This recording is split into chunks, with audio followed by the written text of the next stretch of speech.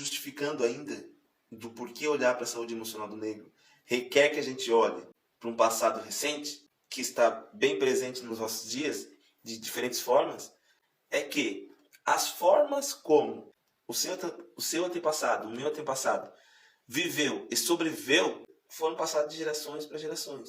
E muito das coisas que não foram faladas, muitas vezes foram passadas pelo exemplo, pela forma como os nossos pais, os nossos avós, né, viam as suas referências se comportarem, sabe?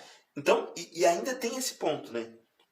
Na sabedoria africana, muito da sabedoria é passada oralmente, não tem livro, né? Uma boa parte da sabedoria africana, ela não é passada por meio de livro, ela é passada de forma oral. Então não tem lugar nenhum, só tem nas pessoas. Então, essas formas de comportamento, elas são passadas, às vezes ditas, às vezes exemplificadas, vividas. Aí eu vou te dar um exemplo. Eu aprendi a ouvir com a minha mãe.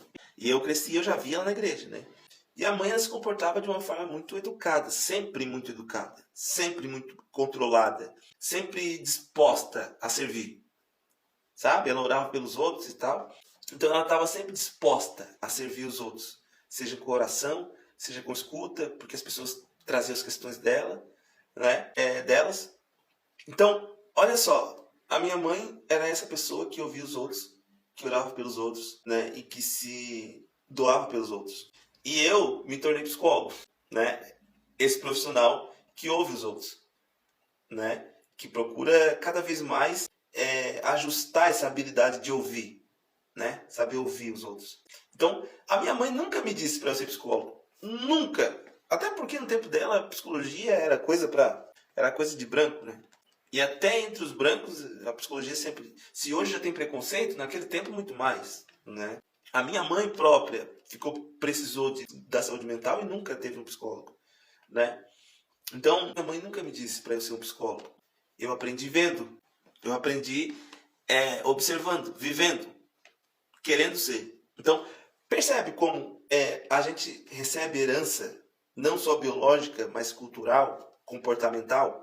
E por isso que é importante eu falar para o homem negro que o bisavô dele, que o tataravô dele foi escravo e que isso tem a ver com ele. Entende por que isso é importante?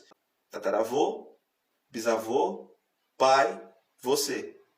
Aqui tem uma carga genética, não só genética, mas social, cultural, comportamental, e que falar sobre saúde mental é falar dessa carga que é trazida e que a gente carrega.